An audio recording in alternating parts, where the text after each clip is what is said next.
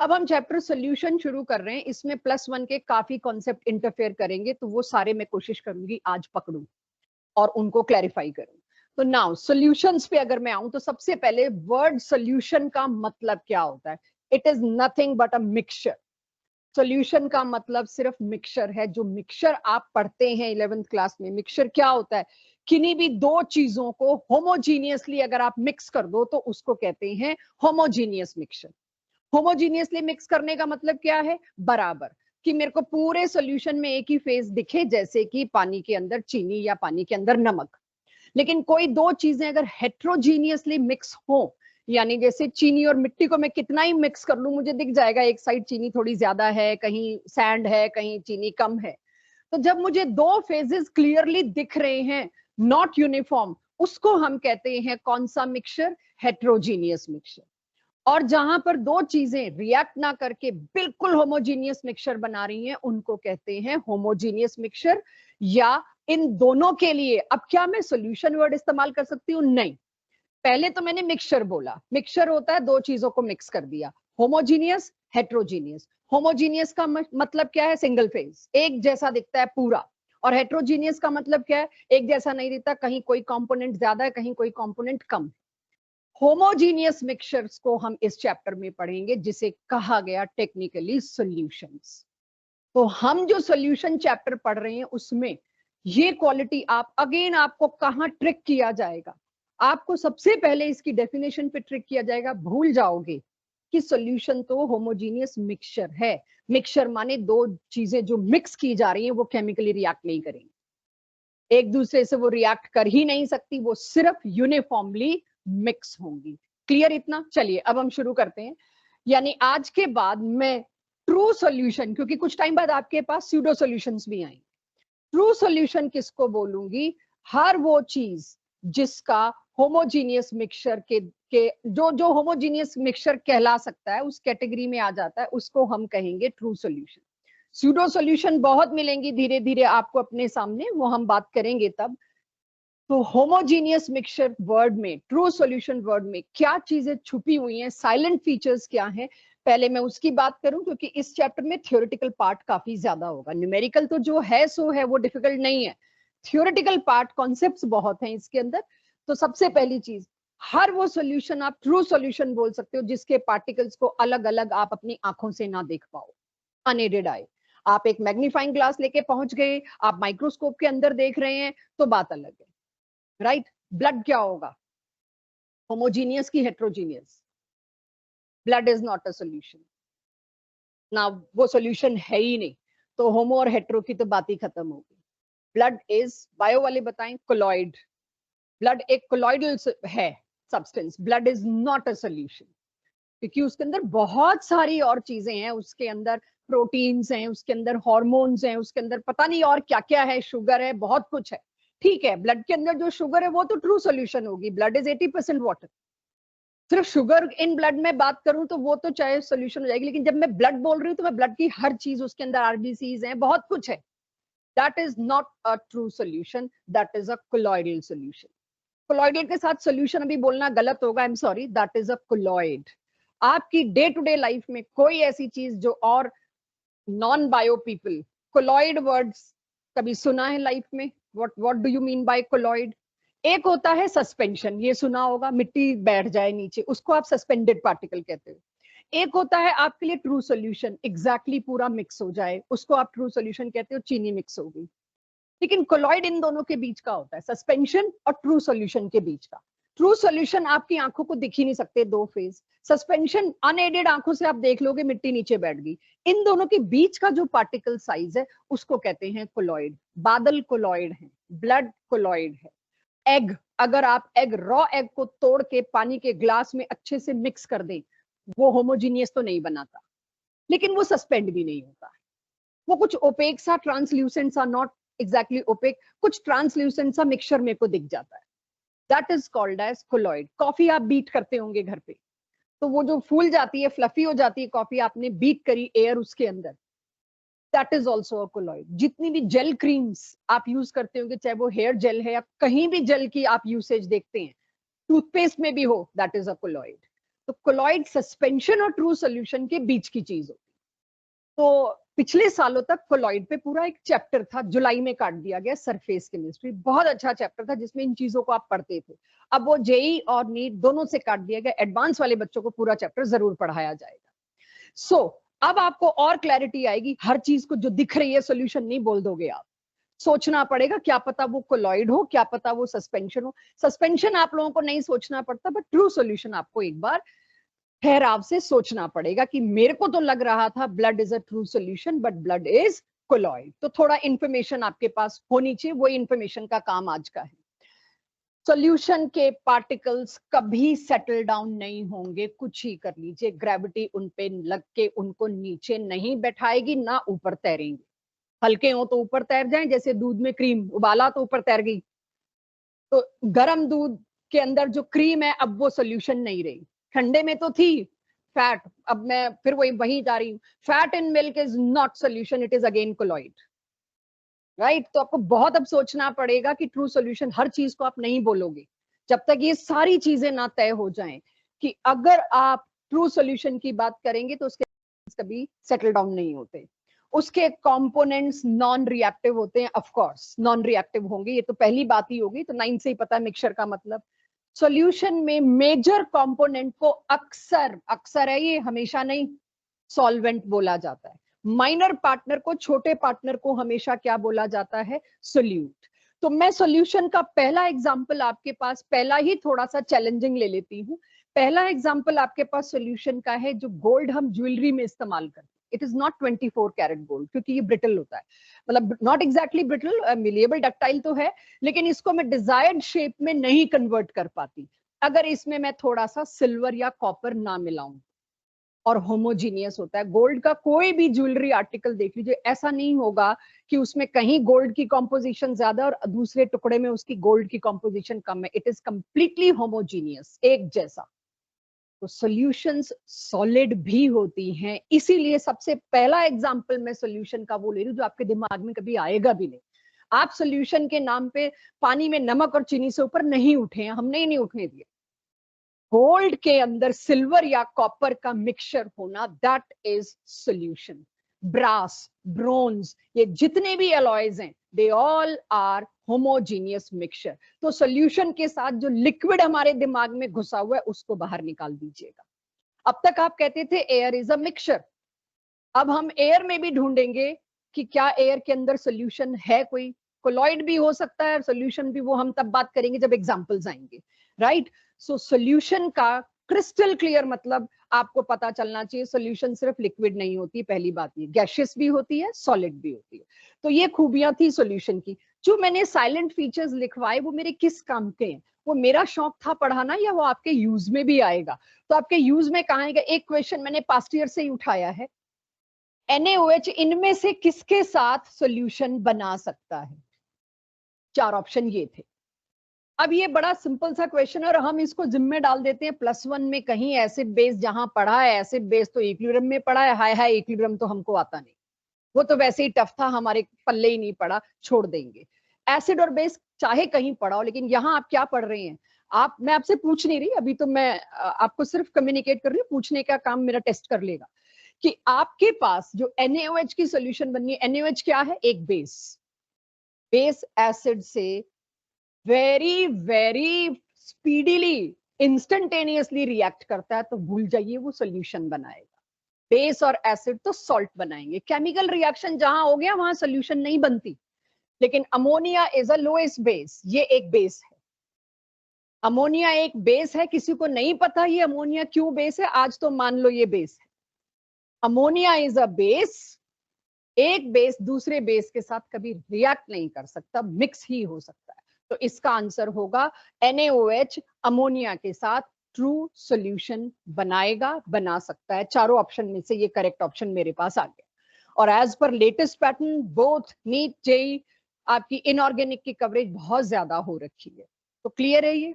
अब दूसरा चैलेंज जो मेरी स्टेटमेंट आई, मैं कह रही हूं मेजर पार्टनर, मेजर कंपोनेंट को अक्सर आप सॉल्वेंट कहेंगे, और अगली ही क्लास में मैं इसी को उल्टा कर दूंगी। ज्यादातर मेजर पार्टनर को आप सॉल्वेंट कहते आए हैं, पानी के अंदर चीनी डाली तो चीनी क्या था? सोल्यूट, और वाटर क्या था, सॉल्वेंट। अब इसी तरह से मैं कहूं लैब में मेरे पास जो H2SO4 पड़ा हुआ है उसकी कॉन्सेंट्रेशन दे रखी है, अगली क्लास इन्हीं चीजों पे होगी, concentration of solution, molarity, molality, percentage, ppm, mole fraction, ये सब कुछ दोबारा करेंगे जो प्लस वन में किया हुआ है। सेम डीपीपी होगी प्लस वन में, जो आपकी मोलैरिटी मोलैलिटी वाली 2 डीपीपी करी थी वो दोनों की दोनों दोबारा आएंगी आपके पास प्लस टू में सेम। तो जिन लोगों ने कर रखी होगी वो उसमें से सिलेक्ट कर लेंगे, और जो जिन्होंने नहीं कर रखी होगी अब वो दोबारा करेंगे। तो 98% H2SO4 मास बाय वॉल्यूम। इस मास बाय वॉल्यूम पे आज मैं ज्यादा स्ट्रेस नहीं दे रही क्योंकि नेक्स्ट क्लास में इन्हीं पे बात करेंगे। अभी इतना बता दूं 98% H2SO4 का मतलब क्या है। अगर मैंने 100 ग्राम सोल्यूशन ली होती तो उसमें 98 ग्राम कौन होता, H2SO4, बाकी का 2 ग्राम कौन होता, वाटर। अब भी सॉल्वेंट है माइनर पार्टनर होते हुए भी। मैं इसको चैलेंज कर रही हूं जो मैंने यहां लिखा, ये हर जगह लिखा मिलेगा, आप कहीं इस बात को पकड़ मत लेना कि अक्सर मेजर पार्टनर को सॉल्वेंट कहा जाता है। इट डजंट मीन आप आके कह दो मैम इसमें तो सोल्यूट वाटर है, मोलैरिटी वाटर की दें। फिर जिसकी परसेंटेज दी जाती है वो सोल्यूट है हमारे लिए। तो ये डेफिनेशन किताबों में ही रहने देना बस, ये हर जगह मेरे को तंग करेगी। मतलब गलती से भी इसको मान के मत कोई क्वेश्चन सॉल्व करना। जिसकी कॉन्सेंट्रेशन दी जाती है वो सॉल्यूट है। आपको एक डे टू डे लाइफ से एग्जांपल देती हूँ, बहुत बार ये बोर्ड में आ चुका है, जेई में कभी कभार अचानक किसी स्टेटमेंट में आ जाता है। एनसीईआरटी की एक स्टेटमेंट है, कार के इंजन में पानी जम ना जाए, कार का पूरा जो ऑटोमोबाइल जो पूरा सिस्टम है उसमें आपको पता है वाटर होता है, कूलेंट का काम करता है। वो कूलेंट आपको बकायदा कभी किसी ने देखा है कूलेंट खरीद के डालते हुए देखा है गाड़ी में, किस कलर का होता है वो, क्या होता है, बड़ा ही ज्यादा ग्रीन कलर होता है, तो कुछ अजीब सा ही ग्रीन कलर होता है, राइट। कभी उस डब्बे को अगर आप पढ़ें तो उसके अंदर इथाइलिन ग्लाइकोल होता है, एंटीफ्रीज। अब एंटीफ्रीज आपको चलो वो ना मौका मिले पढ़ने का, आपको ये पता है कूलेंट डालते हो, कूलेंट का पर्पस क्या होता है, उसमें काफी वाटर होता है, उसका पर्पस होता है इंजन को आसपास वाली जगह को ठंडा रखना। अब अगर मैं उस कंट्री में जाऊं जहां टेम्परेचर ही -20 है, आमतौर पे बहुत ऐसी कंट्रीज है, कंट्रीज के अपने यहाँ ही देख लीजिए आप, लद्दाख में तो गाड़ी ना चले सर्दियों में, वो तो 0 से बहुत नीचे रहता है, पानी जम जाएगा। तो ऐसे जगहों के लिए कूलेंट के अंदर एक एंटीफ्रीज डाला जाता है, और आमतौर पे उस बॉटल पे लिखा होता है 30% इथाइलिन ग्लाइकोल। इसका मतलब क्या है, 30% इथाइलिन ग्लाइकोल डाला हुआ है, 70% उसके अंदर मेरे लिए वाटर है, ठीक है 2-4 चीजें और डाल रखी होंगी, आई डोंट केयर, बट मेरे को मेनली इथाइलिन ग्लाइकोल देखना था। तो माइनर पार्टनर 30% सोल्यूट था, मेजर पार्टनर 70% सॉल्वेंट था, फेयर। लेकिन अगर कहीं पर 98% लिखा है, इसका मतलब आप 98% वाले को सॉल्वेंट नहीं करोगे। तो बेटर डेफिनेशन क्या है, जिसकी कॉन्सेंट्रेशन दे रखी है वो हमेशा सोल्यूट है, सॉल्वेंट की कभी दी नहीं जाती, 100 में से माइनस करके निकाली जाती। तो हमेशा ध्यान रखिए सोल्यूट और सॉल्वेंट। आपका सिलेबस इस साल बाइनरी सॉल्यूशन ही अलाउ करता है, एक सॉल्वेंट एक सोल्यूट।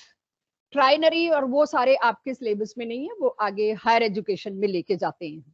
तो आपको सिर्फ बाइनरी देखना है, अगर एक सोल्यूट है तो दूसरा सॉल्वेंट है, ठीक है। तो ये सॉल्यूशन चैप्टर के अंदर लाने का मेरा तरीका, डेफिनेशन और डेफिनेशन बेस्ड एक ऑब्जेक्टिव जो बड़ा कॉमनली कभी भी आपसे पूछा जा सकता है। अब आ जाते हैं सीरियस अफेयर पे, टाइप्स ऑफ सॉल्यूशंस। पहली चीज, सॉल्यूशन की फिजिकल स्टेट सॉल्वेंट डिसाइड करता है, ना कि सोल्यूट। चीनी क्या है, सॉलिड, वाटर क्या है, लिक्विड, और उन दोनों का मिक्सचर क्या बनता है, लिक्विड। चाहे चीनी कितनी ही डाल लो, जब चीनी घुलनी बंद होती है तो हम कहते हैं सैचुरेटेड सॉल्यूशन बन गया। तो सॉल्यूशन, इस पे इतना क्वेश्चन लास्ट ईयर बच्चों ने गलत किया है मेरे ही टेस्ट्स में, कि भूल जाते हैं सॉल्वेंट की स्टेट ही सॉल्यूशन की फिजिकल स्टेट है। अभी तो पानी चीनी में तो आप कर लोगे, लेकिन जब मैं यूरिया और बेंजीन दूंगी तब फंसोगे, क्योंकि यूरिया बेंजीन आपने अपनी डेली लाइफ में हैंडल नहीं किया, आपको पता ही नहीं कौन सा सॉलिड है कौन सा लिक्विड है, राइट। सो सॉल्वेंट की फिजिकल स्टेट ही सॉल्यूशन की फिजिकल स्टेट डिसाइड करती है। ये आपको लर्न करना है, अब जो मैं करा रही हूं लर्न करना है, डायरेक्ट इस पे क्वेश्चन आता है। सॉलिड सॉल्यूशंस किनको कहेंगे, जिनमें सॉल्वेंट सॉलिड हो। अब तो पता चल गया सॉल्वेंट की स्टेट डिसाइड करती है कि सॉल्यूशन का फिजिकल स्टेट क्या होगा। अगर सॉल्वेंट सॉलिड है तो इसका मतलब सॉल्यूशन भी क्या बनेगी, सॉलिड। और इसका एक एग्जांपल मैंने आपको गोल्ड में सिल्वर दे ही दिया ऑलरेडी, और कितने भी आप एलॉयज उठा लाइए, अब तो बहुत एलॉयज मिल जाएंगे। तो सॉलिड सॉल्यूशन 3 तरह के होते हैं। Check, first, second and third. First क्या है, सॉलिड एंड सॉलिड एलॉयज, आपको जो पसंद आए लिख लो इसमें। 22 कैरेट गोल्ड लिख लीजिए इसके अंदर, आप इसके अंदर ब्रास ब्रोंज जो लिखना चाहें वो लिख सकते हैं। सॉलिड एंड सॉलिड का मतलब क्या है, सोल्यूट भी सॉलिड है और सॉल्वेंट भी सॉलिड है। लिक्विड डिसॉल्व्ड इन सॉलिड, तो मेरे लिए लिक्विड एंड सॉल्यूशन का एक ही दिखाई दे रहा है, सोडियम का मरकरी के साथ amalgam. Mercury is a liquid metal, और या सेमी लिक्विड कह लीजिए, सेमी सॉलिड कह लीजिए। सोडियम जब उसके साथ मिलता है तो वो एक सॉल्यूशन ट्रू बना लेता है, एलॉय जैसी। बट अब इसको मैं क्या बोलूंगी, liquid mercury in solid metal. एक और बहुत इंटरेस्टिंग केस आता है इसके अंदर, कॉपर सल्फेट के साथ दिस .5H2O। आप लोगों ने ये बहुत देखा है लास्ट ईयर भी कहीं ना कहीं एग्जांपल्स में, नहीं भी देखा तो आज मैं देख रही हूँ यहाँ पे। ये कॉपर सल्फेट, इसको ब्लू विट्रियोल के नाम से भी जानते हैं, ब्लू कलर का होता है। सिंपल सा केमिस्ट्री का एक मैजिक है, कॉपर सल्फेट सोल्यूशन एक बीकर में ली सफेद रंग की, और पानी डाला, देखो मैजिक हो गया, ब्लू आ गया, राइट। वो ब्लू क्यों आया, वो इस साल का हमारा आगे आने वाला चैप्टर है कोऑर्डिनेशन केमिस्ट्री, जहां हम पढ़ेंगे। इसमें जो वाटर है, वाटर तो लिक्विड ही है, वाटर ऑफ क्रिस्टलाइजेशन बोल लीजिए, इसको कुछ भी बोल लीजिए, अभी तो है तो ये लिक्विड ही। और किसके अंदर जाके घुसा है, ट्रैप हुआ है, कॉपर सल्फेट के अंदर। अगर मेरे पास कॉपर सल्फेट .5H2O हो, ये भी एक ट्रू सॉल्यूशन है, होमोजीनियसली मिक्स्ड है वाटर इसके अंदर। हर कॉपर सल्फेट के साथ fixed amount of water mix हुआ है, रिएक्ट नहीं हुआ, कॉपर हाइड्रोक्साइड नहीं बना लिया इसने, वाटर एज इट इज अपने आप को मेंटेन करके चल रहा है। H2O टूट के इसने कोई रिएक्ट करके बॉन्ड नहीं बनाया, इसके साथ कोई बॉन्ड नहीं तोड़ा, कोई नया बॉन्ड नहीं बनाया। ये जितने भी हाइड्रेटेड सॉल्ट्स आज के बाद आप देखेंगे, सारे ट्रू सॉल्यूशन की कैटेगरी में जाएंगे। कॉपर सल्फेट वाटर के साथ रिएक्ट नहीं किया, बस इसने अपने क्रिस्टल में वाटर को जगह दे दी, आ जाओ। तो इसको मैं क्या बोलूंगी, अनदर एग्जाम्पल। ये सब मैं एनसीईआरटी से ला रही हूँ, कहीं बाहर से नहीं ला रही एग्जाम्पल्स, ठीक है, तो सबको याद करनी है ये। गैस इन सॉलिड, चेक, क्या लिखा है, हाइड्रोजन गैस के छोटे छोटे मॉलिक्यूल प्लैटिनम पैलेडियम निकल की खाली जगहों के अंदर घुस जाते हैं होमोजीनियसली। हम करते हैं ये काम, हम प्लैटिनम या पैलेडियम लेंगे या निकल लेंगे, उसको जितना हो सकता है हम उसके ऊपर हाइड्रोजन गैस का हाई प्रेशर डालते हैं, ताकि हाई प्रेशर वाली हाइड्रोजन गैस उसके छोटे छोटे होल्स, जो वॉइड्स होते हैं, खाली स्पेस पैकिंग में बचे हुए, उसके अंदर हाइड्रोजन गैस पूरी तरह भर जाए। वो प्लैटिनम और निकल मैं लेके आती हूँ हाइड्रोकार्बन इंडस्ट्री के पास कि यूज कर लो इसको रिडक्शन रिएक्शन के लिए, एडिशन रिएक्शन के लिए। वो वनस्पति घी बनाना है वेजिटेबल ऑयल से, तो उनको यही वाला निकल चाहिए होता है, जिसके अंदर हाइड्रोजन गैस पूरी होमोजीनियसली मिक्स्ड है। तो वो उस निकल को इस्तेमाल करते हैं जिसमें सोल्यूशन बना पड़ा होता है H2 का। तो गैस इन प्लैटिनम और निकल, विच गैस, हाइड्रोजन गैस। इतना नोटेड, 3 केसेस हो गए। यहां मैं थोड़ा सा एनसीईआरटी से बाहर निकल रही हूं, जरा ये डायग्राम जेई और नीट वाले बच्चे देखें, मैं इसके केसेस बता के आ चुकी हूं। सॉलिड सॉल्यूशंस, चेक, ड्रॉ, और देखो इसको देख के कुछ लगता है मुझसे पूछने की जरूरत है या समझ आ रहा है क्या बात कर रही हूँ। चेक, ड्रॉ देख के समझ में आ रहा है कि सॉलिड सॉल्यूशंस 2 तरह के होते हैं। एक एलॉयज, एलॉयज में क्या होता है, प्रॉपर वो जो सिल्वर मैंने डाला है गोल्ड में, वो क्रिस्टल में जगह लेता है। ये समझ लीजिए रेड कलर के जो हैं ये सिल्वर हैं, और येलो कलर का जो है ये पूरा गोल्ड। ऐसे ही यहाँ पर मैंने ब्रास और ब्रोंज आपको याद कराने की कोशिश करी, जिंक और कॉपर का एलॉय। आगे के चैप्टर्स में दोबारा आएगा तो वहां आपके लिए फिर से हो जाएगी ये बात कि आपको याद हो गया, क्योंकि आप पहले देख चुके हैं, ये रिपीट होगा आपका। तो सॉलिड सॉल्यूशंस भी 2 तरह के होते हैं। एक जो मैंने आपको यहाँ दिखाया, इसमें क्या हुआ, एलॉयज, और नीचे एक और दिखाया कि अगर कोई बहुत छोटा, भाई गोल्ड और सिल्वर तो बड़े साइजेस हैं, कोई बहुत छोटा मॉलिक्यूल सॉलिड का क्रिस्टल्स के बीच बीच के खाली जगहों में अपनी जगह ले ले, वो भी एक तरह का सॉलिड सॉल्यूशन है। देखिए वॉइड्स हैं ये खाली जगह, इन जगहों पर अगर कार्बन, बोरोन, ऐसे छोटे छोटे सॉलिड आके घुस जाएं, ये भी सॉलिड सॉल्यूशन है, होमोजीनियस है। तो दो तरह के सॉलिड सॉल्यूशन होते हैं, एक इंटरस्टिशियल, इंटरस्टिशियल मतलब खाली स्पेसेस में, और ये ऊपर वाले क्या थे, सब्स्टिट्यूट कर दिया गोल्ड के एटम को सिल्वर ने आके। तो जब आप सब्स्टिट्यूट करेंगे तो ऐसे सॉलिड सॉल्यूशन को कहते हैं सब्स्टिट्यूशनल सॉलिड सॉल्यूशन। और जब आप सब्स्टिट्यूट नहीं करेंगे, एटम जो क्रिस्टल के हैं उसको बिल्कुल डिस्टर्ब नहीं करेंगे और खाली बची कुछ जगह में कुछ आप फिट करेंगे, उसको कहते हैं इंटरस्टिशियल सॉलिड सॉल्यूशन। एग्जाम्पल में मैंने टंगस्टन कार्बाइड लिखा हुआ है, चेक। और जब हो जाए मुझे बताइए, कोई डाउट हो तो आई एम वेटिंग। आगे चल सकते हैं। तो ये हमने कौन सी सॉल्यूशंस करी है, सॉलिड सॉल्यूशंस। अब मैं आ जाऊंगी किस पे, नोट करो, और जो लोग बात कर रहे थे उन्हीं से सवाल पूछूंगी। नोट करो लिक्विड सॉल्यूशंस, सिर्फ नोट करना है आपने लिक्विड सॉल्यूशन। मुझे नहीं लगता मेरे को कुछ समझाना पड़ेगा इसमें। नोट करिए लिक्विड सॉल्यूशंस, ये रटाने वाला हिस्सा है, याद कराने वाला हिस्सा है, इसलिए मेरी मजबूरी है, मैं छोड़ के नहीं चल सकती। मैं आज बोल रही हूँ गैस इन गैस का एग्जाम्पल N2+O2, एयर। लेकिन हमें पता है एयर में dust, pollutant, unburned carbon particle, smoke, वो सब होता है, वो सारा कोलॉइड है। बादल हैं वो भी कोलॉइड है, जितना फॉग, मिस्ट, क्लाउड, वो सारे कोलॉइड हैं।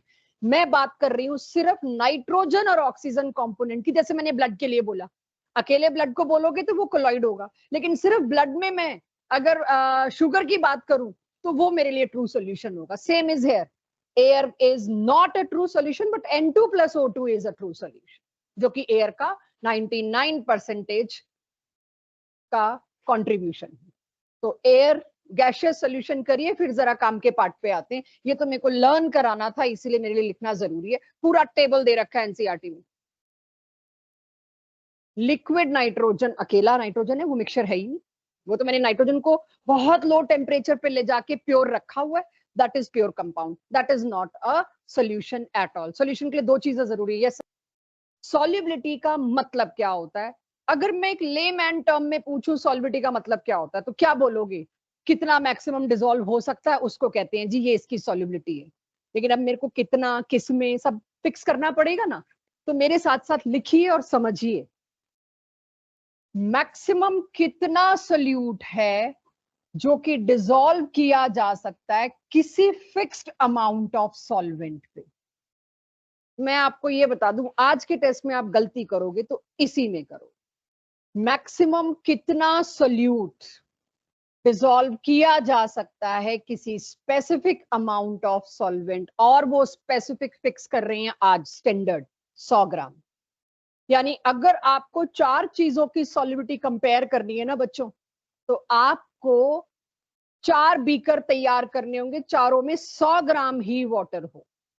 आपको देखना है 100 ग्राम वाटर में सॉल्ट कितना सॉल्युबल होता है, शुगर कितनी सॉल्युबल होती है, यूरिया कितना सॉल्युबल होता है, और ग्लूकोज कितना सॉल्युबल होता है।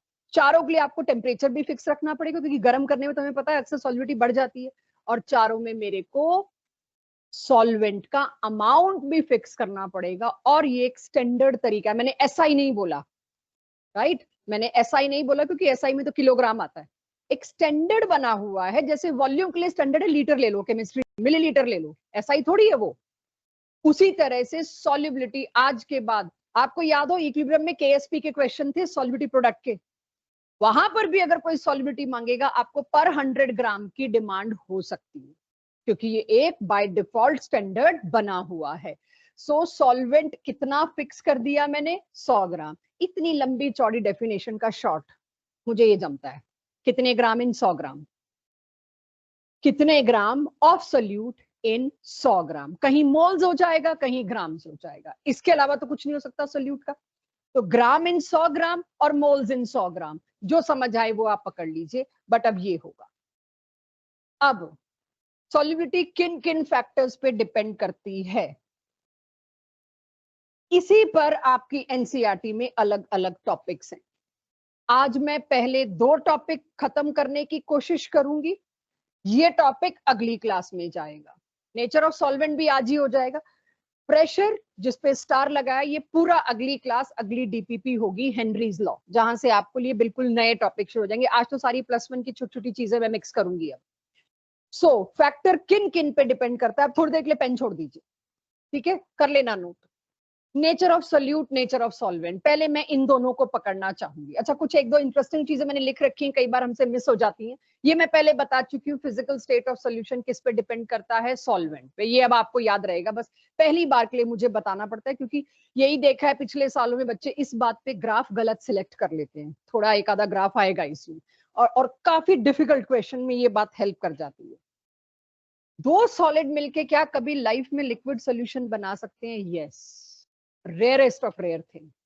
अगर आपने सोडियम और पोटेशियम का इक्विमोलर मिक्सचर, इक्विमोलर किसी एक के भी मोल ज्यादा हुए तब नहीं, तो ये दोनों टेम्परेचर पर लिक्विड कन्वर्ट हो जाते हैं जैसे ही मिक्स होते हैं। तो सोडियम और पोटेशियम इक्विमोलर रूम टेम्परेचर पर ले आई मैं, it will turn into a liquid solution. अब आप लोगों से अगर पूछूं, हाँ जी, ये तभी तो स्पेशल केस है, रेयरेस्ट ऑफ रेयर, कि इसमें तो ना सोल्यूट लिक्विड था, ना सॉल्वेंट लिक्विड था, कुछ भी लिक्विड नहीं था, और मिलने के बाद दोनों लिक्विड बन गए। दैट इज वाई इसको मैंने अलग से मेंशन किया है कि ये एक फैक्ट है कि ये दोनों अगर इक्विमोलर में ले आए आप, ये बहुत ही कोई टफ क्वेश्चन किसी ने देना हुआ स्टेटमेंट में तो ऐसी स्टेटमेंट मिलती है। ये एनसीईआरटी से टोटली बाहर की बात हो गई। ये बहुत टफ क्वेश्चंस में अगर कोई स्टेटमेंट डालनी है तो ये है, जो पता होगी तो ही हम कर सकते हैं, वरना ऐसे क्वेश्चन हमें छोड़ने पड़ते हैं। ये वो क्वेश्चन है जो अक्सर बच्चे छोड़ते हैं कि हमें पता ही नहीं है, तो फैक्ट है, कितना रटे कहाँ रटे, तो हम बता देते हैं कि आपके पास लिखा रहे, आपको याद रहे। यू नेवर नो, उस दिन अगर आपका फोकस कंसंट्रेशन अच्छा हुआ तो आपको याद आ जाएगा। क्योंकि ये एक बहुत बड़ी बात होगी बच्चों, 2 साल की हर चीज आप 1 महीना पहले रिवाइज नहीं कर पाओगे, प्रैक्टिकली इम्पॉसिबल है। लेकिन अगर आपके पास कुछ आपके लाइफ रूटीन में ऐसी एक्सरसाइजेज हैं जो मेमोरी को बहुत शार्प करती है, तो आप उस दिन 2 महीना पहले रिवाइज की हुई चीज को बड़े आराम से आपके सामने ला सकते। This is what we call meditation. Meditation यही है कि खुली आंखों से दिमाग को सुलाना, राइट, दिमाग को सुलाना, कुछ और ना सोचना। मेडिटेशन है giving break to your brain from whatever happening around you, which increase huge focus, concentration बहुत अच्छा इंक्रीज होता है। And that is what we need, कि जब हम उस स्टेज पे पहुंचते हैं, बड़ी जरूरत होती है, तब हम कर भी लेते हैं। कई बार 2 महीने पुरानी चीज मेरे को याद आ जाएगी, जब करो या मरो वाली सिचुएशन होती है। ठीक है, तो slow slow we will also suggest you कि वो चीजें करिएगा, अभी तो नहीं, अभी तो प्रेशर बिल्ट होना है, थोड़ा होने दीजिए।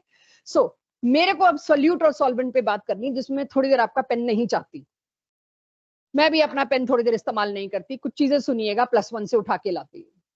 सोल्यूट और सॉल्वेंट क्या है? कुछ कंपाउंड्स, मॉलिक्यूल्स, यही सब चीजें होंगी। ये सारा हम +1 में केमिकल बॉन्डिंग में पढ़ के आए कि कुछ कोवेलेंट बॉन्ड होते हैं, कुछ आयनिक बॉन्ड होते हैं। पहले उसको रिवाइज करते हैं। कोवेलेंट बॉन्ड क्या होते हैं? म्यूचुअल शेयरिंग से। आयनिक बॉन्ड क्या होते हैं? Total transfer of electrons. ये सबको पता होगा। मुझे प्रॉपर्टीज पे जाना है। क्या आप बच्चों में से कोई भी कोशिश शुरुआत कर सकते हैं? Let's start meditation here only. Covalent compounds और आयनिक कंपाउंड्स की प्रॉपर्टीज में कोई भी एक डिफरेंस जो तुम्हें आता हो, आइए। हाँ, covalent bond is directional, ionic bond is non directional. एक बार और पूछती हूँ क्वेश्चन, मेरे को बॉन्ड के बारे में नहीं पूछना। म्यूचुअल शेयरिंग, टोटल ट्रांसफर, जबकि पॉइंट अच्छा है कि वो डायरेक्शनल है, वो नॉन डायरेक्शनल है, पॉइंट बहुत अच्छा है। मैं बॉन्ड के बारे में नहीं बात करना चाह रही, मैं बात कर रही हूँ कोवेलेंट सॉलिड्स और आयोनिक सॉलिड्स में फर्क क्या है, बॉन्ड में नहीं। बॉन्ड का फर्क मैं नहीं मांग रही अभी, मेरे चैप्टर में भी उसकी जरूरत नहीं है। आयोनिक सॉलिड्स आयंस में कन्वर्ट हो जाते हैं जब उसको वाटर में डालो तो। पहला आया, दूसरा पकड़ती हूँ। पहला आया मेरे पास, ionic solids melt at very high temperature, whereas covalent solids melt very easily in my kitchen. Sugar डालूं गरम तवे पे, मेल्ट हो जाएगी, लेकिन नमक डालूं नहीं मेल्ट होगी। पहला फर्क तो ये आया। आकृति के फर्क पे अभी आते हैं, कोई और डिफरेंस आयोनिक और कोवेलेंट में, सॉलिड्स में, कंपाउंड्स में, जो भी कह लीजिए। कंडक्टेंस वाले, आयोनिक बॉन्ड बनाने वाले यूजुअली मेटल्स होते हैं, मेरे को बॉन्ड नहीं चाहिए। और ये तो बहुत आगे आगे, यही तो मेरा टॉपिक है। रुको रुको रुको, हम थोड़ा स्लो चलेंगे जी। पोलर नॉन पोलर जो आकृति ने दिया, कुछ और कहीं से आए? इलेक्ट्रोलाइट करके कंडक्टिविटी करके भी कुछ आया था कि ठीक है, अगर आप आयोनिक सॉलिड्स को वाटर में डालते हैं तो जो भी पारस ने कहा कि वो आयंस बना लेते हैं, आयनिक बॉन्ड टूट जाता है, आयंस बना लेते हैं और उससे इलेक्ट्रिसिटी कंडक्ट होती है, गुड कंडक्टर्स। ओके, एक और आया मेरे पास, ये भी आप लोगों का ये जो पॉइंट है ये भी बॉन्ड से रिलेटेड है, बट ठीक है, इसको मैं बेनिफिट ऑफ डाउट दे देती हूँ कि हाँ ये सॉलिड्स में भी मैं ला सकती थी। प्रॉपर्टीज में एक और डिफरेंस होता है, आयोनिक सॉलिड्स के रिएक्शन बहुत फास्ट होते हैं, इंस्टेंटेनियस, लेकिन कोवेलेंट वाले पहले तो वो यूनिडायरेक्शनल बॉन्ड टूटने हैं, नए बनने हैं, उनके रिएक्शंस हमेशा स्लो होते हैं। कोई और प्रॉपर्टी मेरे को जरूरत नहीं है रिवाइज कराने की, क्यों करा रही हूँ, कुछ तो +1 के कॉन्सेप्ट एक बार रिफ्रेश हो जाए। और कोई प्रॉपर्टी डिफरेंस, मेल्टिंग पॉइंट हो गया, पोलर उसमें पोलर सॉल्वेंट्स में डिसॉल्वेबल होते हैं। बस तो काफी बच्चे मुझे पोलर नॉन पोलर राइट, काफी बच्चे मेरे को जैसे स्नेहा आकृति आप लोग मुझे प्रिया उसी जगह लेके आ रहे हैं, पोलर नॉन पोलर जो मेरी रिक्वायरमेंट है जिस पे मैं अब जाने वाली हूँ। आयोनिक सॉलिड्स पोलर की एक्सट्रीम है, कह सकती हूँ इन शॉर्ट। पोलर क्या होता है, positive pole negative pole. Ionic salts में तो, या आयोनिक सॉल्ट्स ही बोला जाता है, या सॉलिड्स में कैटायन और एनायन तो पहले ही बने पड़े, मतलब पोलैरिटी की कोई एक्सट्रीम हो सकती है अगर तो आयोनिक होता है। कि यहाँ कौन सा पार्शियल पॉजिटिव पार्शियल नेगेटिव है, यहाँ तो पूरा पॉजिटिव कैटायन और पूरा पॉजिटिव एनायन है एंड बॉन्डेड टुगेदर। तो yes, ionic solids are highly polar, they are actually polar, extreme of polar. लेकिन कोवेलेंट के बारे में, पोलर भी हो सकते हैं, नॉन पोलर भी हो सकते हैं। पोलर कौन से होंगे, जिनमें इलेक्ट्रोनेगेटिविटी डिफरेंस होगा, जैसे HCl, पहला एग्जांपल जो हम 11वीं में लेते हैं HCl। और नॉन पोलर कौन सा होगा, O2, H2, F2, Br2। इतना सबको याद है, सबको पता है, नहीं पता था तो अब पता चल गया। मेरा यहाँ पर जो 2-3 लोगों ने बोला भी और मैंने नहीं जानबूझ के उसको उस वक्त पिक किया उस लाइन को, जो अब मैं पिक करने वाली हूँ, सोल्यूट और सॉल्वेंट के नेचर की बात को। लाइक डिसॉल्व्स लाइक नाम का एक लॉ चलता है जो हमने 11th में जरूर पढ़ा है, बात की है, लेकिन कर ली बस क्योंकि हमें शौक होता है हम थोड़ा 12th की शेडो दे दें। अब से हर चैप्टर में आपको लगेगा ये सारा हमने +1 में पढ़ा हुआ है, चाहे पढ़ा हुआ है हम पूरा फिर से लेंगे क्योंकि एक्चुअल डिटेल तो +2 में। लाइक डिसॉल्व्स लाइक एनसीईआरटी ने इस साल इस टर्म को पकड़ा है। तो लाइक डिसॉल्व्स लाइक का मतलब क्या है, जो आप लोग बोल भी रहे हैं, सोल्यूट अगर पोलर है तो वो किस में डिसॉल्व होगा, पोलर सॉल्वेंट में, लाइक डिसॉल्व्स लाइक। और अगर सोल्यूट नॉन पोलर है तो वो कौन से सॉल्वेंट में डिसॉल्व होगा, नॉन पोलर। फाइट यहाँ ये नहीं आएगी आपको polar non polar, like dissolves like नहीं पता, फाइट आएगी आपका पोलर और नॉन पोलर ढूंढना। और अभी कितना भी आता हो हम थोड़ी गलती करने की भी कोशिश करेंगे यहाँ पे। तो सबसे पहले मेरी फाइट आती है कि मैंने जो ये फैक्टर चुना, नेचर ऑफ सोल्यूट और सॉल्वेंट दोनों लगभग मैं इसी में कवर कर रही हूँ, हालांकि सॉल्वेंट वाला पॉइंट लूंगी, कुछ इंटरेस्टिंग उसमें भी जरूर दूंगी, बट मैं अभी नेचर ऑफ सोल्यूट की तरफ चलूं। तो अब मेरी स्टेटमेंट चेक करना अक्षित, इस पे बोर्ड में काफी क्वेश्चन है, एनसीईआरटी बैक एक्सरसाइज में काफी क्वेश्चन है और अच्छे क्वेश्चंस हैं, मेरी लाइन चेक करिएगा। Polar solute is readily soluble in polar solvent, like dissolves like का यही मतलब है, चेक।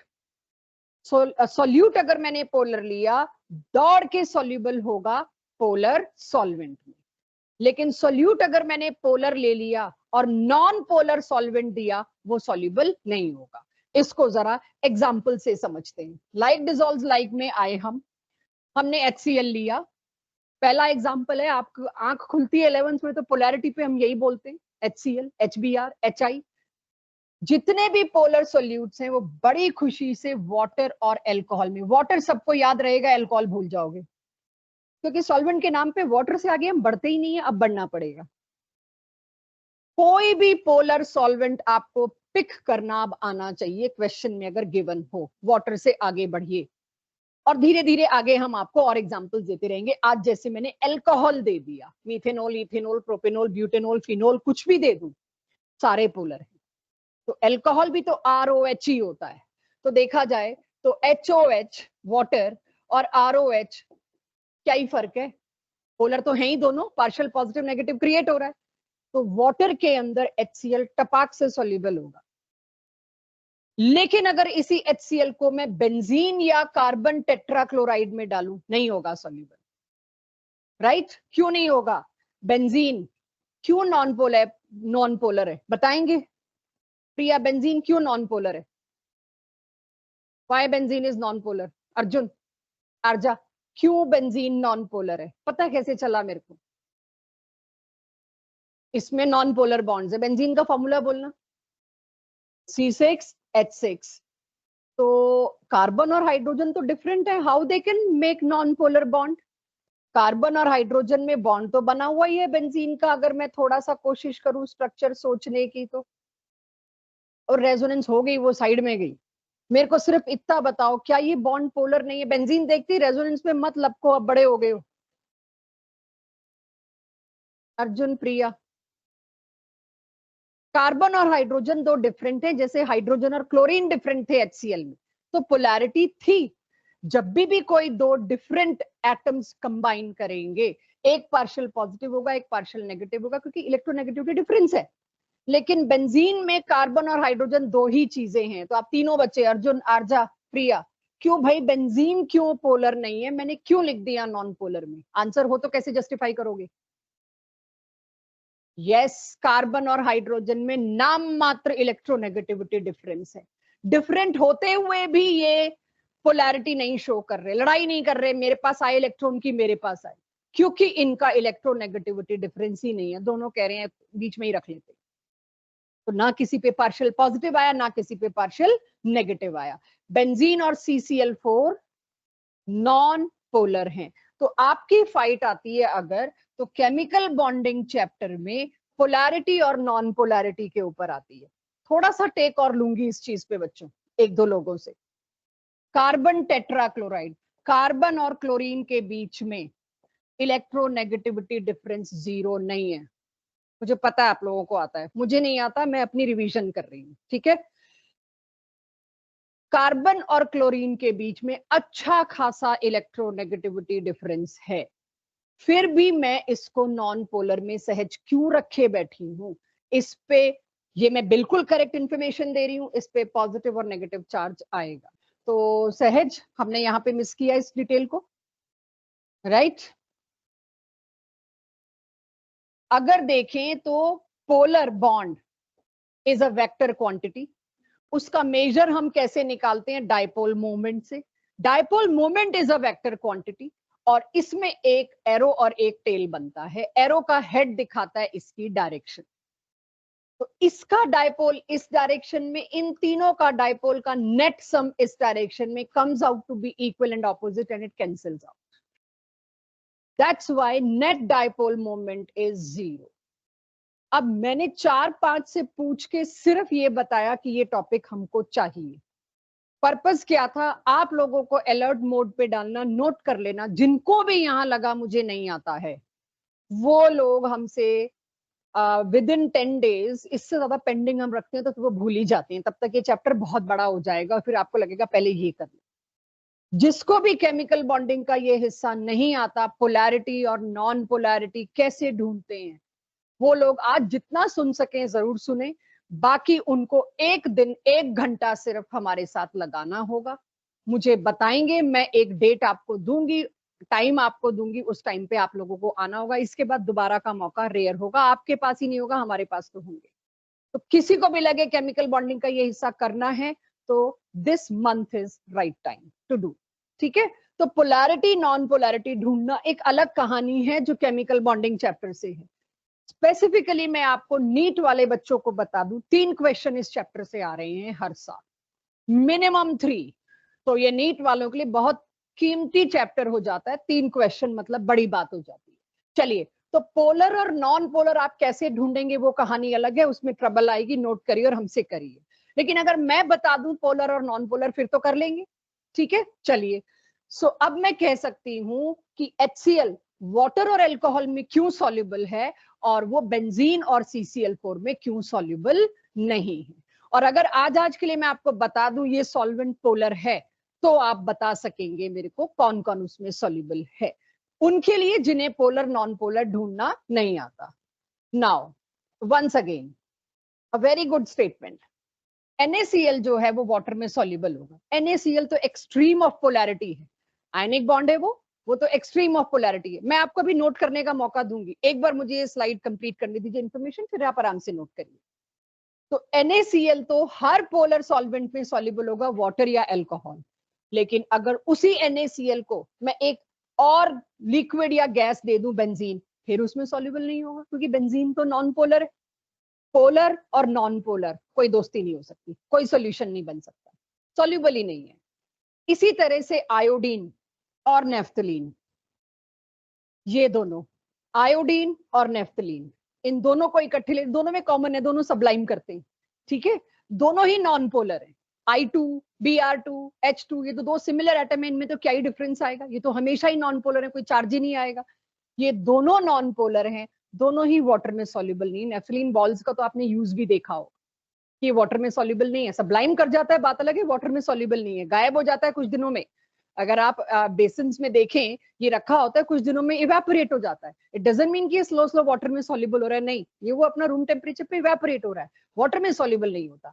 नेफ्थलीन और आयोडीन वाटर में इनसॉल्युबल है, लेकिन बेंजीन और कार्बन टेट्राक्लोराइड में readily soluble. Non polar in non polar, happy, right, soluble. अब इतने को नोट करिए, फिर एक अलग स्ट्रेच लाती हूँ थोड़ा सा जेई नीट के लिए, ये तो एनसीईआरटी का हिस्सा था। इतने को नोट करिए, और जिन लोगों को भी बॉन्डिंग के इस हिस्से में नहीं है कॉन्फिडेंस, बार बार कहूंगी इस 10 दिनों में हमारे साथ कर लीजिए, किया हुआ है। लाइक डिसॉल्व्स लाइक आपको पता चल गया। इसको एक सिंपल लैंग्वेज में मैं यूं भी कह सकती हूँ, कोवेलेंट डिसॉल्व्स इन कोवेलेंट, आयनिक डिसॉल्व्स इन आयनिक, मैं यूं भी कह सकती हूँ कई जगहों पे, ये भी मेरे काम आ सकता है, नॉट एवरीवेयर, लेकिन काफी जगहों पे मैं लाइक डिसॉल्व्स लाइक में ये भी ले सकती हूँ कि दोनों ही पोलर हैं, दोनों ही कोवेलेंट हैं, क्योंकि पोलैरिटी तो कोवेलेंट में ही आनी है ना, आयनिक तो एक्सट्रीम ऑफ पोलैरिटी है, ठीक है। सो बेरिलियम ऑक्साइड पिरिडीन में क्यों सॉल्युबल है, इसका स्टेटमेंट, मतलब एसर्शन रीजन में ये बहुत देखा गया कि beryllium oxide is soluble in pyridine because, नीचे उसका रीजन, और फिर हमें सोचना होता है क्या इसका यही रीजन है जो दिया है।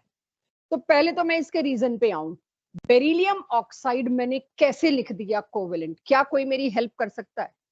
गुरतेज, पारस, नवनीत, माधव, क्या आप लोग मेरी हेल्प कर सकते हैं? मैंने कैसे लिख दिया बेरिलियम ऑक्साइड इज, यस, इसमें कोवेलेंट कैरेक्टर ज्यादा होगा, कहां से पता चलता है?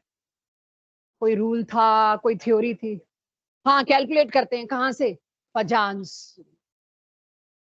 ये यही है वो केमिकल बॉन्डिंग का पोलैरिटी वाला पूरा हिस्सा, जहां आपको फजांस रूल और पोलैरिटी एक साथ रिलेट कराई जाती है।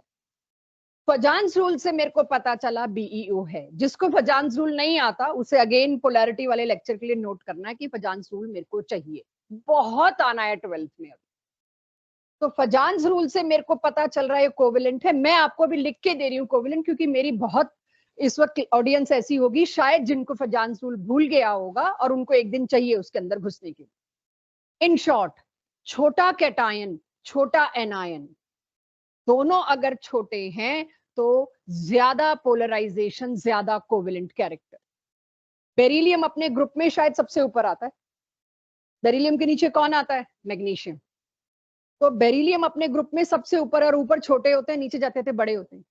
तो बेरिलियम छोटा, अच्छा ऑक्सीजन भी अपने ग्रुप में सबसे ऊपर ही है, तो दोनों छोटे। कैटायन और एनायन जितने छोटे हैं, not actually anion, I am using wrong word, cation पे ही आइए सिर्फ। मैं अभी फजांस की डिटेल में जाना नहीं चाह रही, because I want to borrow time, कितने लोग मेरे से दोबारा वो करना चाहते।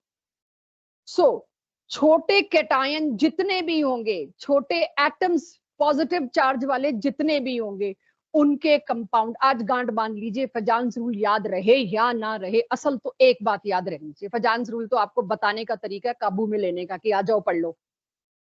जो जितने छोटे पॉजिटिव स्पीशीज हैं, कैटायंस हैं, उनके मॉलिक्यूल, उनके कंपाउंड्स एक्सक्लूसिवली कोवेलेंट होंगे। गलती से भी लिथियम के, भाई मेटल है तो आयनिक बनाएगा, वहीं फंसोगे, मेटल आयनिक बनाएगा, लिथियम एक्सक्लूसिवली कोवेलेंट बनाएगा। लिथियम से अच्छा मेटल किधर से लाओगे? मतलब लिथियम एक जेन्युइन मेटल है, ये कोई बीच वाला मेटल नहीं है कि हाँ मेटलॉइड है या वो, नहीं, लिथियम एक एस ब्लॉक का मेटल है, इसके कंपाउंड एक्सक्लूसिवली कोवेलेंट होंगे, जिसके साथ भी रिएक्ट कराओगे बनेगा कोवेलेंट। बेरिलियम भी एक मेटल है, इसके भी सारे कंपाउंड एक्सक्लूसिवली कोवेलेंट होंगे। अभी तो मेरे को ये स्टेटमेंट याद रखनी है, पजान्स रूल जब आएगा तब की तब देखी जाएगी। तो बेरिलियम जो है वो क्या है, कोवेलेंट, चाहे मेटल था लेकिन वो कोवेलेंट है। Is soluble in pyridine. Pyridine आपको धीरे धीरे और आगे पढ़ते पढ़ते पता चल जाएगा ऑर्गेनिक में, ये एक सॉल्वेंट है और ऑर्गेनिक का सॉल्वेंट है। ऑर्गेनिक केमिस्ट्री मतलब सारा कार्बन का बॉन्ड, कार्बन का बॉन्ड होता है कोवेलेंट। तो दोनों ही स्पीशीज कोवेलेंट है। बेरिलियम ऑक्साइड, बेरिलियम के सारे कंपाउंड एक्सक्लूसिवली मैं कोवेलेंट बोल रही हूँ, और पिरिडीन ये भी क्या है, एक ऑर्गेनिक कंपाउंड। ऑर्गेनिक क्या होते हैं, कोवेलेंट। तो लाइक डिसॉल्व्स लाइक मैंने इस तरह से भी सेट कर लिया। मेरे को यहाँ पे पोलैरिटी नहीं मिल रही, मेरे को कोवेलेंट डिसॉल्व्स इन कोवेलेंट, ये भी मेरे लिए सूट करता है समटाइम। लेकिन जब ये दो स्टेटमेंट कंबाइन करूंगी तब आपको बेटर पता चलेगा। आपके पास दूसरी स्टेटमेंट क्या है, barium sulphate is soluble in water. Barium sulphate क्यों वाटर में सॉल्युबल है, बेरियम सबसे बड़ा है, इसी ग्रुप में सबसे नीचे जाता है शायद, बेरिलियम और नीचे आता है बेरियम, तभी एक ही ग्रुप का कंपैरिजन यहां लिखा है दो स्टेटमेंट्स। एनसीईआरटी की लाइनें हैं ये, जो अब बोर्ड से तो काट दी गई हैं लेकिन जेई नीट में है। बेरियम सल्फेट वाटर में क्यों सॉल्युबल है बताओ, बेरिलियम ऑक्साइड पिरिडीन में क्यों सॉल्युबल है बताओ। तो let me first of all give reason of first line. Beryllium oxide is a covalent compound and pyridine is also a covalent solvent. That is why according to like dissolves like, they both are soluble with each other. और मैंने in short organic solvent लिख दिया hint के लिए, और यहाँ लिख दिया covalent, दोनों covalent थे। It is a logical valid reason. लेकिन नीचे जो मैंने लिखा बेरियम सल्फेट, अब ये सबसे बड़ा आयन, नीचे वाले जितने भी होते हैं उनके कंपाउंड्स अक्सर एक्सक्लूसिवली आयोनिक होते हैं। ऊपर वाले छोटे कोवेलेंट, नीचे वाले बड़े एक्सक्लूसिवली आयोनिक। आयोनिक का मतलब ये तो पोलैरिटी की एक्सट्रीम है, पहले ही बता दिया।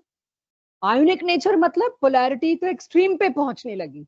तो बेरियम सल्फेट अभी लिखना मत, क्योंकि यहाँ पे गलती हो रही है, मैं कर रही हूँ, फिर मैं करेक्ट करूंगी, बता के कर रही हूँ गलती, कि आपका नजरिया ऐसे ही चलेगा। बेरियम सल्फेट क्या है जी, पोलर, हाईली पोलर। क्यों पोलर है, क्योंकि आयनिक कैरेक्टर है, बड़ा कैटायन, बहुत ही पुअर कोवेलेंट नेचर, उसमें आयनिक कैरेक्टर ज्यादा होगा। ठीक है जी, आयोनिक है।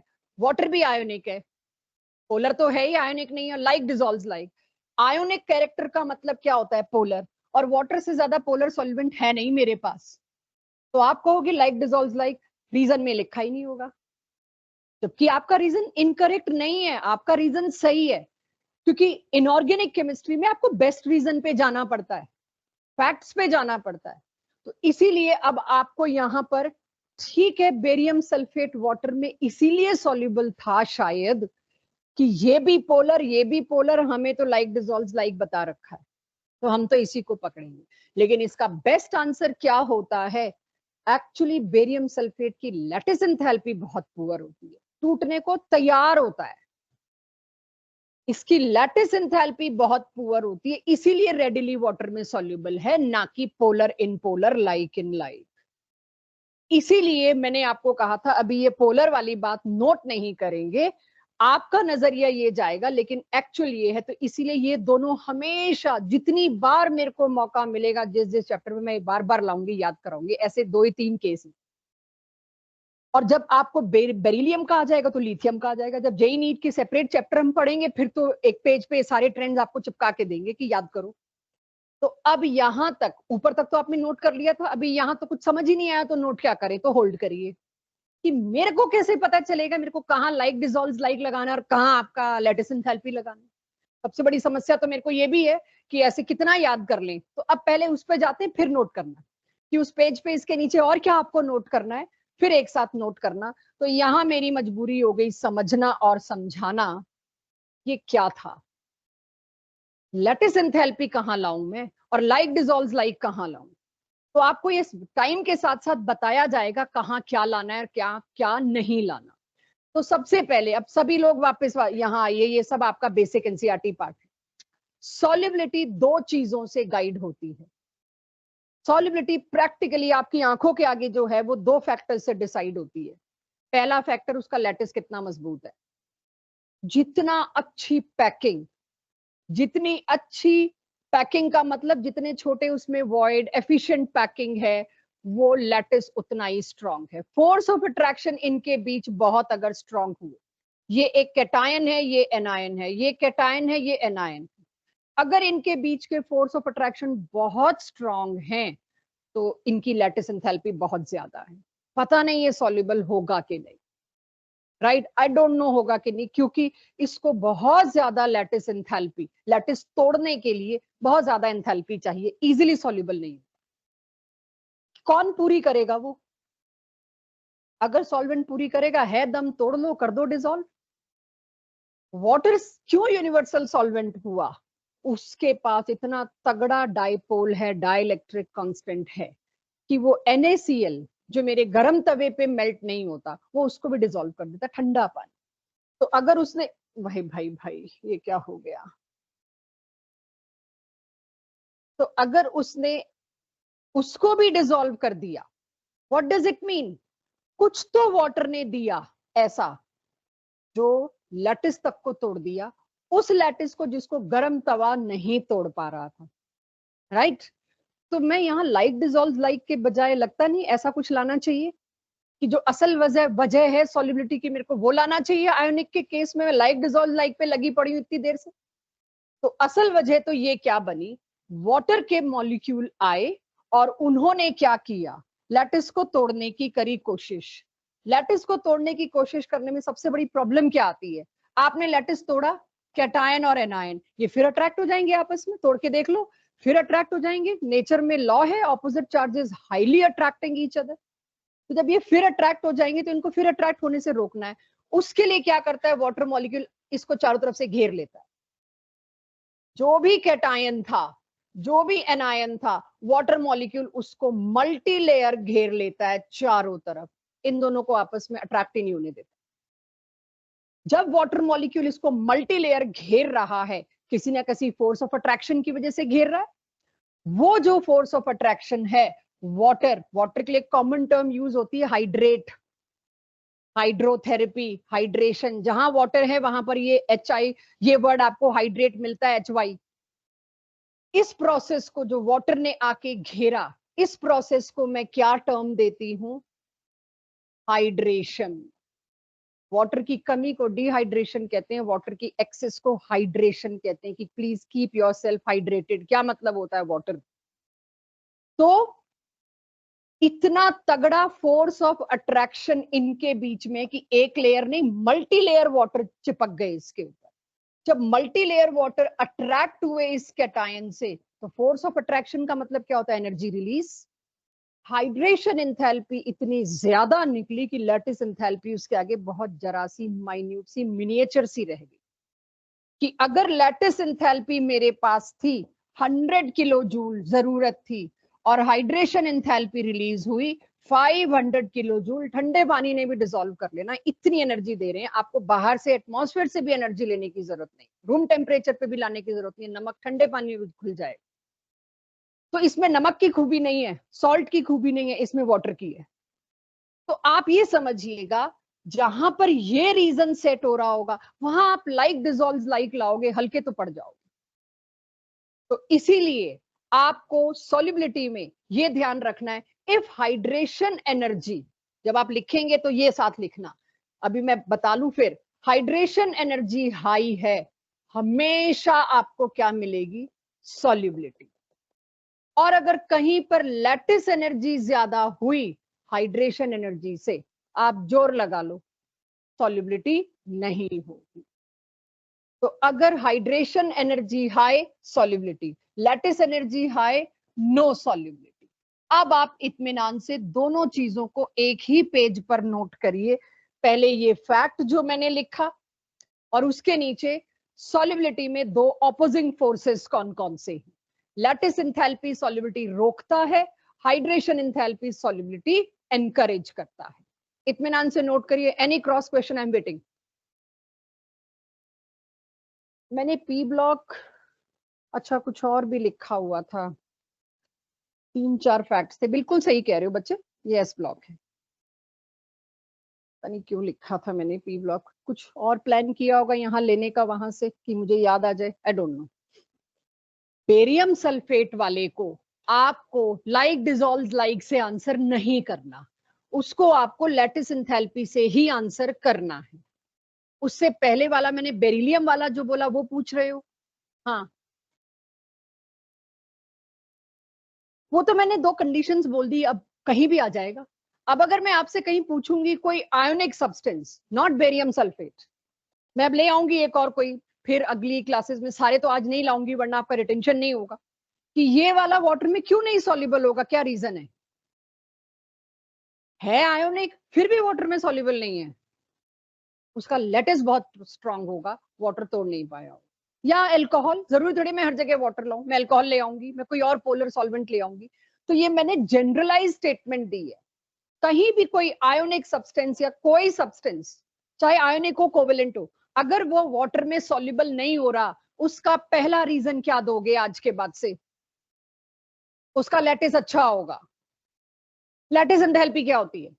छोड़ो सब, व्हाट इज लैटिस एंथैल्पी? 2 तरीके से डिफाइन करते हैं, amount of energy required to break 1 mole of lattice, हाँ या ना? तो डिसॉल्व करने के लिए मेरे को लैटिस नहीं तोड़ना, तो लैटिस एनर्जी रिक्वायर्ड नहीं होगी कहीं और से, खत्म बात। कुछ भी और सोच रहे हो, स्टॉप इट, यही सोचना है बस, सही डायरेक्शन में सोचना भी बड़ा जरूरी है, कि lattice energy is required when I need to break a lattice.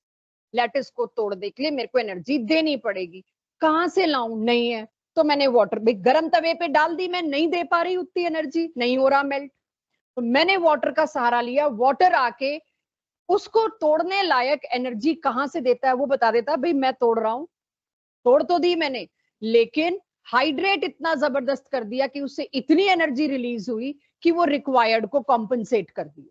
तो ये वही सवाल है, मुर्गी पहले आई कि अंडा पहले आया, मेरे पास जवाब नहीं, कि निकलने वाली एनर्जी इतनी ज्यादा थी कि कंज्यूम्ड एनर्जी उनको कुछ महसूस ही नहीं हुई, कि 200 रुपए लगा के अगर 2000 मिल रहे हैं तो लगा देते हैं, कहीं से भी लगा दिए। क्लियर? आगे चल सकते हैं, इसको समराइज करें। तो इसको समराइज करने के लिए लिखिए मेरे साथ। प्रिया थोड़ी और देर हिम्मत करो बैठने की, you seem to be in very high sleep, why, what happened? कुछ सिर दर्द, पेट दर्द, कुछ तबीयत खराब? मुझे लग रहा है मिनट में हेड डाउन हो रहा है, तो कोई प्रॉब्लम तो नहीं हो रही? कुछ चाहिए हो तो बता देना, ठीक है? तो अब लिखिए आप, किसी भी चीज की सॉल्युबिलिटी इन वाटर किस वजह से हो सकती है, किस किस वजह से हो सकती है, आपको खुद चूज करने सीखने होंगे टाइम के साथ। पहली वजह, वो सब्सटेंस पोलर है जो हम शुरू से पढ़ रहे हैं आज। दूसरी वजह, मतलब पोलर सॉल्यूट हो सकता है, कहीं ये रीजन सेट होगा, कहीं पर ये रीजन सेट होगा कि उस सब्सटेंस की लैटिस एंथैल्पी जो है वो लेस है, कम है, as compare to hydration enthalpy. Hydration enthalpy ज्यादा है लैटिस एंथैल्पी के कंपैरिजन में, कॉम्पनसेट कर दिया। तो एक ये वजह भी हो सकती है। तीसरी वजह, जिसको मैं अगली स्लाइड्स पे लाऊंगी थोड़ी देर बाद, लेकिन जब समरी हो रही है तो एक ही जगह हो जाए, हाइड्रोजन बॉन्डिंग भी बन सकती है, हो जरूरी नहीं है कि वो सॉलिड हो, तो सॉलिड ही नहीं है तो तुम लैटिस एंथैल्पी कहां से लाओगे?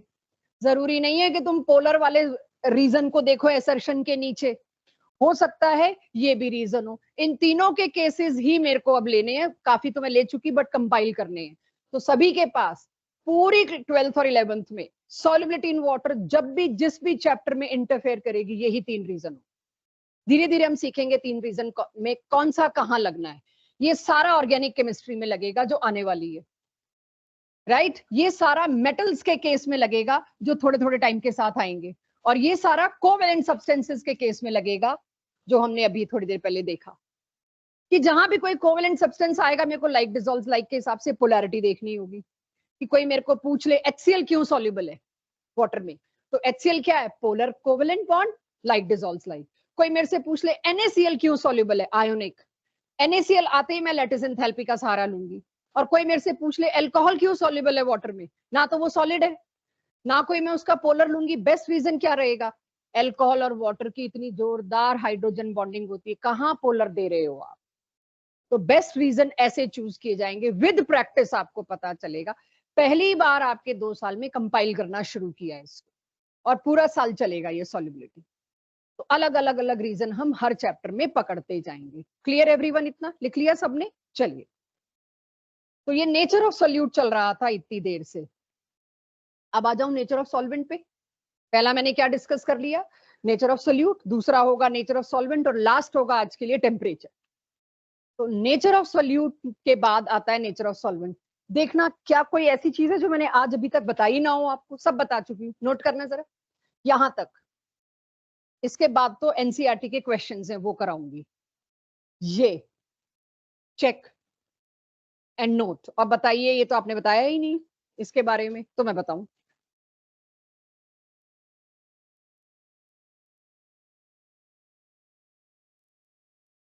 अब तक हम पढ़ रहे थे सोल्यूट्स के नजरिए से, अब हम पढ़ेंगे सॉल्वेंट्स के नजरिए से। अभी हम कह रहे थे पोलर सोल्यूट्स पोलर सॉल्वेंट्स में डिसॉल्व होते हैं, अब हम क्या कहेंगे? पोलर सॉल्वेंट्स में ज्यादातर आयोनिक सॉलिड्स जो हैं वो डिसॉल्व होते हैं इजीली। तो जितना भी आयोनिक सॉलिड उठा लाइए आप, वो वाटर में सॉल्युबल होगा। अब अगर मैं आपसे अचानक से पूछूं लिथियम ऑक्साइड वाटर में सॉल्युबल क्यों नहीं है? लिथियम के कंपाउंड एक्सक्लूसिवली कोवेलेंट, और कोवेलेंट जो हैं वो पोलर सॉल्वेंट्स में यूजुअली सॉल्युबल नहीं होते। करो नोट, फिर एक एक स्टेटमेंट को लेंगे हम। यहां सिर्फ सॉल्वेंट क्लियर किया गया है कि पता कैसे चलता है सॉल्वेंट पोलर होगा, ज्यादा पोलर होगा। इसी पे एनसीईआरटी बैक एक्सरसाइज के बहुत अच्छे क्वेश्चंस है कि मेरे को कैसे पता चलेगा? चलो वाटर पोलर है, अल्कोहल पोलर है, ज्यादा पोलर कौन सा होगा? क्यों सानवी, गिरीशा, प्रभव? छोड़ दो पेन, कोई बात नहीं। वाटर और अल्कोहल ज्यादा पोलर कौन सा होगा? आर की जगह क्या है? कार्बन। CH3O C2H5O, कार्बन तो लगा हुआ ही है। मैंने यहां क्या लिख दिया? Carbon, right. ये बॉन्ड पोलर है, दोनों में इक्वल, दोनों में इक्वल पोलैरिटी होनी चाहिए। नहीं, एक और बॉन्ड है, ये बॉन्ड भी हाईली पोलर है। ऑक्सीजन और हाइड्रोजन में सेकंड हाईएस्ट डिफरेंस है इलेक्ट्रोनेगेटिविटी का। हाइड्रोजन और फ्लोरीन में सबसे ज्यादा डिफरेंस, फ्लोरीन का 4 होता है इलेक्ट्रोनेगेटिविटी वैल्यू पॉलिंग स्केल पे, और ऑक्सीजन और हाइड्रोजन में उसके बाद बहुत ज्यादा इलेक्ट्रोनेगेटिविटी डिफरेंस। साथ में हुए 2 लोन पेयर्स। तो कितने डायपोल्स बन गए? एक डायपोल तो बना ये, एक डायपोल बना ये। तो जिन लोगों को पोलैरिटी नहीं आता उन्हें इग्नोर करना पड़ेगा, और पोलैरिटी सीखेंगे उसके बाद आ जाएगा। इन दोनों का नेट सम लोन पेयर्स का इस डायरेक्शन में, इन दोनों का नेट सम भी इस डायरेक्शन में। पूरे वाटर मॉलिक्यूल का डायपोल मोमेंट बहुत ज्यादा। अब मैं अल्कोहल पे आई। अल्कोहल में क्या है? यहां पर सपोज CH3 था, इसका डायपोल मोमेंट इस डायरेक्शन में। ऑक्सीजन और कार्बन में बहुत कम इलेक्ट्रोनेगेटिविटी डिफरेंस है, नेग्लिजिबल नहीं है, एटलीस्ट इससे तो बहुत ही कम। और यहां पर 2 लोन पेयर अभी भी हैं। इन दोनों का सम बहुत छोटा हो जाएगा एज कंपेयर टू ऊपर वाला वाटर। यहां पर डायपोल आएगा पर छोटा सा, और यहां कितना आया? बड़ा। ऊपर कितने थे? दोनों बड़े, 2 बड़े मेक्स 1 बड़ा। और यहां पर देखिए, ये बड़ा है, ये छोटा है, नेट सम आएगा लेकिन उससे कम आएगा। तो इस वजह से इसका डायपोल मोमेंट, डाइलेक्ट्रिक कांस्टेंट छोटा होगा, ये कम पोलर होगा। तो ये तो हमने निकालने का तरीका देखा जो हम +1 के हिस्से में डालते हैं। मेरे को अब सीधे डाइलेक्ट्रिक कांस्टेंट की वैल्यू पता होनी चाहिए। जिसका डाइलेक्ट्रिक कांस्टेंट जितना ज्यादा वो उतना ज्यादा पोलर। आपको ये वैल्यू लर्न करने की जरूरत नहीं, ये सिर्फ मैंने इसलिए लिखवा दी कि आपको डेटा कनेक्ट करना आ जाए, तो आपके लिए लर्न करने की जरूरत नहीं है। हाईएस्ट डाइलेक्ट्रिक कांस्टेंट वाटर का होता है, ये एक बहुत बड़ा रीजन है इसके यूनिवर्सल सॉल्वेंट होने का, कि ये पोलर सॉल्यूट्स को भी डिसॉल्व कर लेता है, आयोनिक को भी डिसॉल्व कर लेता है। क्यों भाई? ये सवाल अगेन आता है, क्यों वाटर पोलर को भी कर लेता है यानी कोवेलेंट को, आयोनिक को भी कर लेता है। क्यों कर लेता है? इसका डाइलेक्ट्रिक कांस्टेंट बहुत ज्यादा है, तो खुद कोवेलेंट होते हुए आयोनिक को डिसॉल्व कर रहा है। ठीक है, सो इसको भी लिखिएगा आप यहां पर। अब मैं आपके क्वेश्चनिंग पे आती हूँ, जो एनसीईआरटी में इसके ऊपर क्वेश्चन है। ये तो भी हम पढ़े जा रहे थे फोर्सफुली, इसे अब अप्लाई करते हैं। तो आपके एनसीईआरटी बैक एक्सरसाइज में और आज की डीपीपी में जो क्वेश्चन है, मैं सबसे पहला क्वेश्चन आप लोगों के जिम्मे डालती हूँ। करिए गलती, डू नॉट हेजिटेट। वाटर के अंदर इन तीनों की सॉलिबिलिटी का ऑर्डर जो सिंपल आपको लगता है उसी से करिए, मेरे बताने से कोई फर्क नहीं पड़ता। What ever thing comes to your mind in simple terms, try to catch that. Bhavya, कौन सा इन तीनों में से जल्दी सॉल्युबल होगा, सबसे पहले सॉल्युबल होगा या ज्यादा सॉल्युबल होगा water? Which is a polar solvent? या कौन सा सबसे मतलब होगा ही नहीं, कुछ एक पिक करो। CCl4 क्या नहीं होगा, क्योंकि ये नॉन पोलर है। तो ये है नॉन पोलर, एटलीस्ट मेरे ट्रेंड में ये तो सबसे पीछे आ गया, थोड़ी शुरुआत हो गई मेरी। तो अब प्रज्ञा, गर्विता, सबसे ज्यादा वाला बता दो। CH3OH एल्कोहल का मैं पीछे डाइलेक्ट्रिक कांस्टेंट कहीं तो लिखवा, ऊपर ही लिखवा के आई हूं, 33 समथिंग। जो भी एक एल्कोहल 33.5, तो दे आर, मतलब मैंने वाटर के बाद लिखे हैं। ठीक है, तो ये अच्छे पोलर हैं, और वाटर के बाद हमेशा हम नेक्स्ट एग्जांपल पोलर में आपको एल्कोहल ही दे रहे हैं। एल्कोहल इज इन तीनों में मोस्ट हाईली पोलर। क्यों? वैसे भी सोच लो, नहीं पता मेरे को डाइलेक्ट्रिक कांस्टेंट की वैल्यू। ऑक्सीजन और हाइड्रोजन में electronegativity difference can not match up with this carbon और नाइट्रोजन। जहां इलेक्ट्रोनेगेटिविटी डिफरेंस ज्यादा है वहां पोलैरिटी ज्यादा है। तो कौन सा मोर पोलर हुआ? Methanol, CH3OH।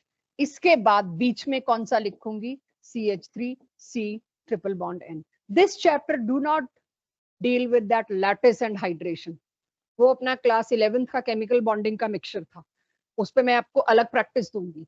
ये चैप्टर मेरा इस पे डील करेगा, पोलर नॉन पोलर। बस इस चैप्टर में आपको लैटिस और हाइड्रेशन नहीं आएगा, वो मैंने सिर्फ एक झलक दिखाई कि आपको ये पता चल जाए। जिस दिन जेई और नीट का एस ब्लॉक और पी ब्लॉक यहाँ पढ़ाया जाएगा, आपको पढ़ना पड़ेगा, बिना पढ़े आएगा। वो सिर्फ उसका एक दिखा दिया कि ऐसा कुछ आने वाला है जो 12th बोर्ड में नहीं है। हो जाएगा ये क्वेश्चन सबसे। चलो एक और करते हैं।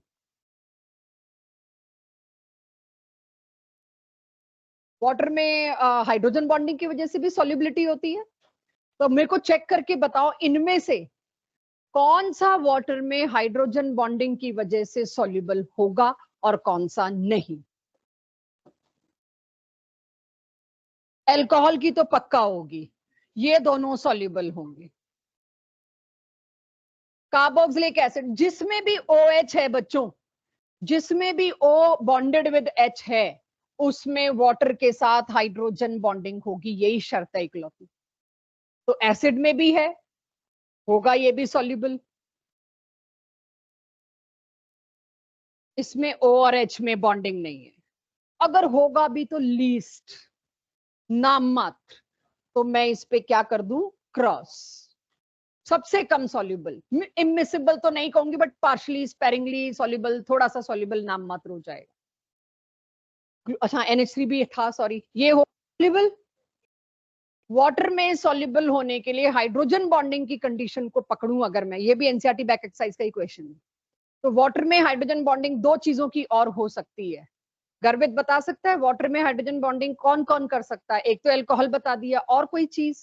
टिपिकल तीन ही चीजें हाइड्रोजन बॉन्डिंग बना पाती है वाटर के साथ हाइड्रोजन बॉन्डिंग। एक तो अल्कोहल कर सकता है, एसिड कर सकता है, और हाइड्रोजन बॉन्डिंग की शर्त क्या है पारस? हाइड्रोजन बॉन्डिंग की शर्त है एवरीवन, दो ऐसे मॉलिक्यूल आमने सामने आ जाएं जिसमें किसी एक में हाइड्रोजन कंपलसरी है, किसी एक में हाइड्रोजन कंपलसरी है, फिर चाहे ये अल्कोहल होता, वाटर होता, एसिड होता, कुछ भी होता।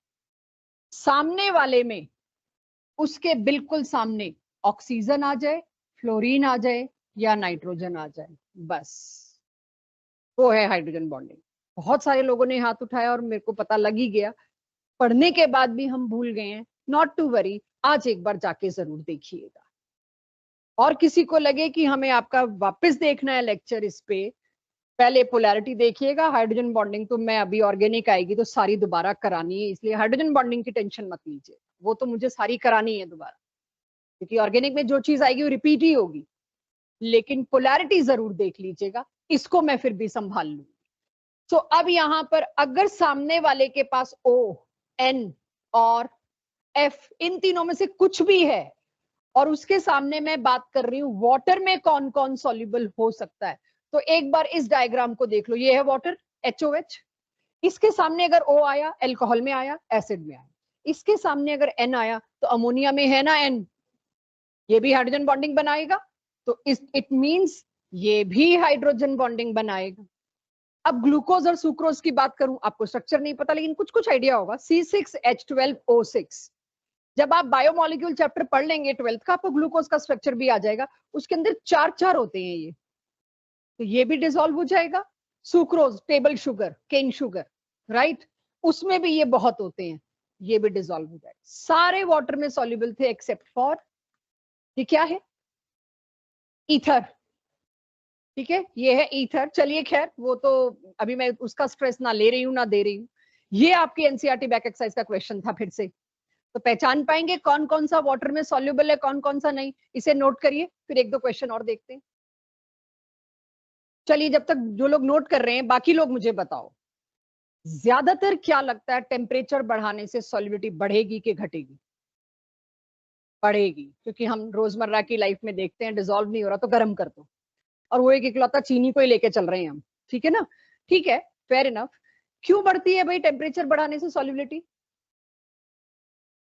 मतलब शुगर का वाटर में डिसॉल्व होना मस्ट एंडोथर्मिक प्रोसेस, उसे हीट चाहिए थी मॉलिक्यूल को तोड़ने के लिए, मैंने हीट दी, चीनी के मॉलिक्यूल और टूटे, दूर दूर होते गए शुगर डिसॉल्व होती गई, यही ना। यानी अगर किसी सॉल्युबिलिटी प्रोसेस में हीट की रिक्वायरमेंट है तो आप हीट दोगे तो सॉल्युबिलिटी बढ़ेगी। इस बात को आपकी एनसीईआरटी ने कैसे लिया है वो देखिएगा। I am not sure NCERT ने लिया, एनसीईआरटी का है ये हिस्सा, बिल्कुल है, और प्रॉपर क्वेश्चन आता है। अगर सोल्यूट और सॉल्वेंट को आप मिक्स करो, सॉल्यूशन बनती है बच्चों। मैं पहले एक्सोथर्मिक वाला केस लूं क्योंकि एंडो इजी होता है, तो मैं एंडो बाद में लूंगी, मतलब वो तो एक ही लाइन बोलनी है। एक्सोथर्मिक, कभी किसी चीज को अगर आप देखते हो तो उसका मतलब क्या होता है, आपने टेस्ट ट्यूब ली, उसके अंदर वाटर डाला और उसके अंदर चूना डाल दिया मैंने, और फिर टेस्ट ट्यूब को पकड़ो, गर्म हो जाएगी, क्योंकि जैसे ही मैंने उसके अंदर चूना डाला डिसॉल्व हुआ। इट्स अ एक्सोथर्मिक प्रोसेस, इसने हीट रिलीज करी। तो एक्सोथर्मिक का मतलब क्या है, हीट क्या है, प्रोडक्ट, रिएक्टेंट नहीं। और अब मैं कहती हूं इंक्रीज करो टेम्परेचर, बढ़ाओ जरा और गर्मी दो उसको। टेम्परेचर इंक्रीज करने का मतलब क्या है, आप प्रोडक्ट की साइड भारी कर रहे हो, और solution is a reversible process, वो प्रोडक्ट की साइड बढ़ते ही रिवर्स मारेगा इधर, क्योंकि ली चैटलियर प्रिंसिपल क्या कहता है, एक इक्विलिब्रियम को आपने डिस्टर्ब किया, ये उसको अंडू करेगा। आप पहुंच गए इसको डिस्टर्ब करने, हीट बढ़ा दी, ये कहेगा I am not okay with it, आपने हीट बढ़ाई है, मैं उसे कंज्यूम करने के चक्कर में वापस जाऊंगा, सॉल्युबिलिटी डिक्रीज होगी। तो अगर मैं आपसे कहूं, दिमाग लगाइएगा, कॉपी पेन नहीं, कि सॉल्युबिलिटी का कर्व चाहिए मेरे को, टेम्परेचर बढ़ने के साथ साथ सॉल्युबिलिटी एक्सो में घट रही है, ये एक्सोथर्मिक का होगा। एंडो का क्या होगा, बढ़ना। तो तुम लोगों के सबके हाथ चले गए जैसे भी गए, तो बढ़ने का मतलब क्या है, यानी ग्राफ देख के पहचानना, ये एंडोथर्मिक सॉल्युबिलिटी थी, ये एक्सोथर्मिक सॉल्युबिलिटी थी, पहचान जाएंगे। और यहां जो वैल्यू दी होगी उससे भी आपको पता चल जाएगा इतने टेम्परेचर पर इतनी थी, इतने टेम्परेचर पर कितनी होगी। जो भी अगर कोई मेरे से इस टेम्परेचर पर पूछे तो मैं बता दूंगी जी सॉल्युबिलिटी कितनी थी। ग्राफ रीड करना भी हमको आता है। हाँ जी, ये क्या क्या स्ट्रेट लाइन की इक्वेशन ही नहीं आई तो मैं कैसे दे दूं straight line? Y?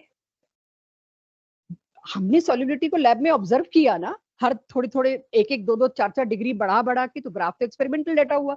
Straight line तो तब आएगी जब मैं आपको इसकी कोई equation equals to mx plus c पे आए। हर चीज तो स्ट्रेट लाइन होगी नहीं, तो इसकी नहीं आई होगी स्ट्रेट लाइन, इसीलिए नहीं है। ठीक है, मैं आपको अपनी तरफ से ग्राफ दे रही हूँ, आपको बनाने को नहीं दे रही, क्योंकि आप बना नहीं सकते जब तक आपके पास इसका फॉर्मूला ना हो, which is not part of your syllabus, right.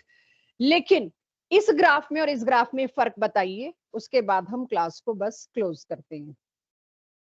ये भी किसी चीज की सॉल्युबिलिटी है। टेम्परेचर, सॉरी, और बेटर ग्राफ दिखा देती हूं मैं आपको, रुको, आपको ना बहुत क्लियर पता चल जाएगा।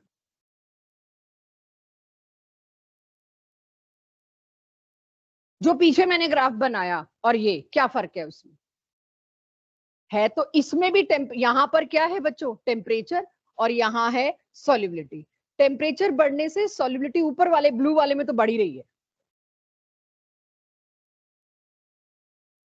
वो ऊपर लिखा फॉर्मूला छोड़ो, अभी सिर्फ शेप पे जाओ, वो तो मैं बता ही दूंगी।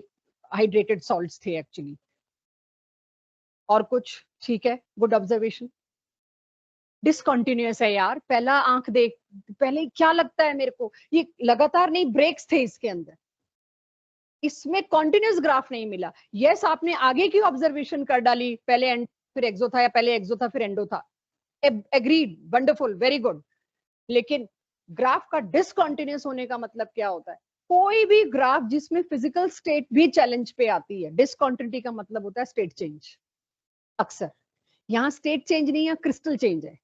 पहले आपने जो सॉलिड डाला था कैल्शियम क्लोराइड 6H2O था, वाटर में डाला, टेम्परेचर बढ़ाया, सॉल्युबिलिटी बढ़ी, ठीक है जी, ये एक्सोथर्मिक है, ये नहीं पूछ रही मैं आपसे। उसके बाद एकदम से जो डिसकंटिन्यूटी आई, इसको कहते हैं ट्रांजिशन टेम्परेचर, और उसका एक ही मतलब होता है क्रिस्टल में कुछ चेंज आया, फिजिकल स्टेट में कुछ चेंज आया। यानी पहले क्रिस्टल ऐसा था जिसमें 6H2O था, अब क्रिस्टल ऐसा है जिसमें 4H2O था। तो ट्रांजिशन टेम्परेचर मतलब जहां पर आपका क्रिस्टल की फॉर्मेशन में कुछ चेंज हुआ, जस्ट लाइक फिजिकल स्टेट में चेंज होता है। सॉलिड से लिक्विड, लिक्विड से गैस बनेगा, आप सॉल्यूशन अगली क्लासेस में तो आप देखोगे ग्राफ में डिसकंटिन्यूटी आई। तो ऐसे ही कैल्शियम क्लोराइड में ये आपको जो जो जगह ट्रांजिशन टेम्परेचर मिला आइडेंटिफाई कर लोगे डिसकंटिन्यूअस कर्व में। इसमें क्या है? अगेन वही, यस, इसमें पहले तो क्या रहा, ये एक्सो, बाद में रहा endo. These graph has nothing to do with NCERT, it is only for JEE NEET. पहले मैंने, एक सेकंड, पहले मैंने एंडो, टेम्परेचर बढ़ाया, सॉल्युबिलिटी बढ़ी, एंडो, फिर मैंने एक्सो। पकड़ पाएंगे इसको? ये किसी को ग्राफ नीटली बनाने हैं, बना सकते हैं विद एग्जांपल्स, बुकलेट में भी है, जब आपको बुकलेट मिलेगी, पीडीएफ में भी अपलोड होंगे, बना लीजिए विद एग्जांपल्स। मैं तब तक आपको टेस्ट डिस्ट्रीब्यूट कर लूँ, ड्रॉ दे। पिछली स्लाइड पे तो मैंने आपको रफली वैसे ही बताया कि एक बार अंडरस्टैंडिंग आ जाए कि क्या मतलब होता है एक्सो एंडो का, उसके बाद आपके पास ये है। किसी को इसमें दिक्कत है तो मैं वेट कर रही हूँ। बोलो गिरीशा, कुछ कह रहे थे? क्या दिक्कत आ रही है एक्सो में, बताओ। तुम ये बताओ, एक्सोथर्मिक का मतलब क्या होता है? हीट रिलीज हो रही है। जिस प्रोसेस में हीट खुद रिलीज हो रही है, उसमें तुम अपनी तरफ से हीट दोगे तो उल्टा काम नहीं कर रहे? कि अगर एक टेस्ट ट्यूब में दो चीजें मिक्स करी, सॉल्यूशन बनाई, और वो हीट रिलीज करती है, एक्सोथर्मिक है, उसमें तुम बाहर से उसको हीट दे रहे हो, तो उल्टा धक्का नहीं दे रहे उसको। दैट्स वाई सॉल्युबिलिटी डिक्रीज होगी। क्योंकि बहुत अच्छा तरीका नहीं था समझाने का, समझ तो ली चैटलियर से ही करेंगे हम। कि ली चैटलियर क्या कहता है, एक सेकंड बच्चों बस, कि अगर किसी जगह पर इक्विलिब्रियम आया हुआ है, आपने सॉल्यूशन कर दिया, सॉल्युबिलिटी बना दी, सॉल्यूशन बना दी और रखी हुई, अब आप उसका टेम्परेचर बढ़ाते हो। टेम्परेचर बढ़ाओगे मतलब प्रोडक्ट बढ़ाओगे, प्रोडक्ट बढ़ेगा तो इक्विलिब्रियम क्या कहता है? Concentration of product bye reactant, यही होता है इक्विलिब्रियम कांस्टेंट। आप न्यूमरेटर बढ़ा गए, के डिस्टर्ब कर गए, वो क्या कहेगा? मेरा के मुझे वापस चाहिए, कंज्यूम करो प्रोडक्ट को। तो आपने जो प्रोडक्ट बढ़ाया उसे कंज्यूम करना पड़ा, रिएक्शन को कंज्यूम करने के लिए उल्टा जाना पड़ा। उल्टा जाने का मतलब क्या है? अरे यार, उल्टा जाने का मतलब एंडोथर्मिक, क्या बात कर रहे हो अभय? उल्टा जाने का मतलब सॉल्युबिलिटी का उल्टा क्या हो रहा है? प्रेसिपिटेशन। और इधर क्या हो रहा है? सॉल्यूशन। जिस किसी को भी ना समझ में आया हो प्लीज दोबारा समझें इसको। सॉल्यूट और सॉल्वेंट मिक्स होते वक्त सॉल्यूशन बना रहे हैं हीट रिलीज करके, दैट इज फॉरवर्ड रिएक्शन, जिसमें सॉल्युबिलिटी हो रही है, सॉल्यूशन फॉर्मेशन हो रही है। इसका उल्टा क्या होगा? प्रेसिपिटेशन। सॉल्यूशन का उल्टा प्रेसिपिटेशन होता है। आपने इसको हीट देनी शुरू करी, सॉल्यूशन प्रोसेस रुक के प्रेसिपिटेशन प्रोसेस स्टार्ट हो जाएगा, सॉल्युबिलिटी डिक्रीजेस। ये आपको प्रॉपर लिखना आना चाहिए आपके बोर्ड्स के लिए। और अगर उसमें आपने ली चैटलियर प्रिंसिपल वर्ड नहीं लिखा, आपको बोर्ड्स वाले 1 नंबर नहीं देंगे। तो शुड आई राइट हियर? क्या लिखना चाहिए बोर्ड में?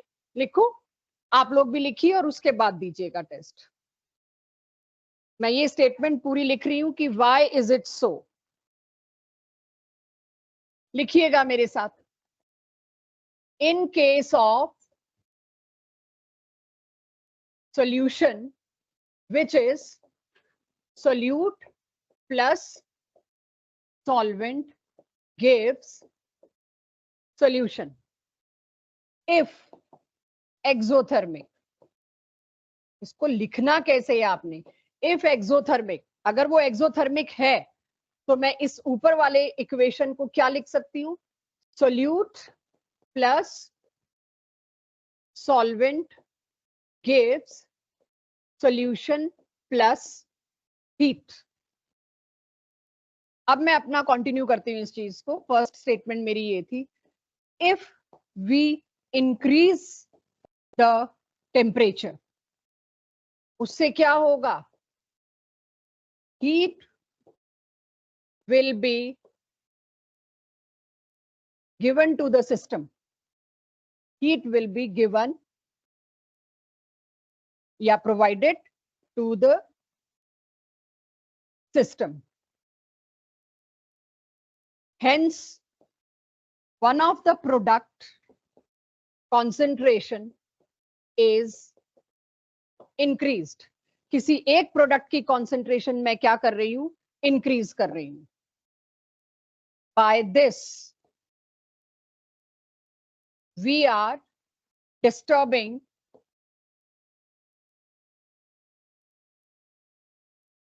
equilibrium. अब आ जाती है लाइन, एज पर ली चैटलियर प्रिंसिपल। एज पर Le Chatelier principle, Le Chatelier जरूर मेंशन करना है और बस चले तो अंडरलाइन करना है।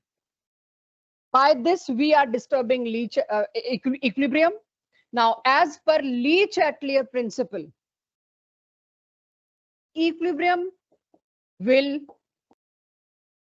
undo the change।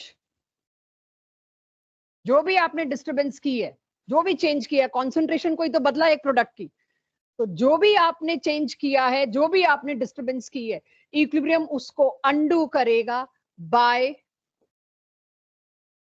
Shifting reaction in this case backward direction. Therefore, backward का मतलब क्या है? Solubility decrease. कोई बहुत अच्छा लिखना चाहे, प्रेसिपिटेशन इंक्रीजेस। और अंडरलाइन करे आखिरी लाइन को,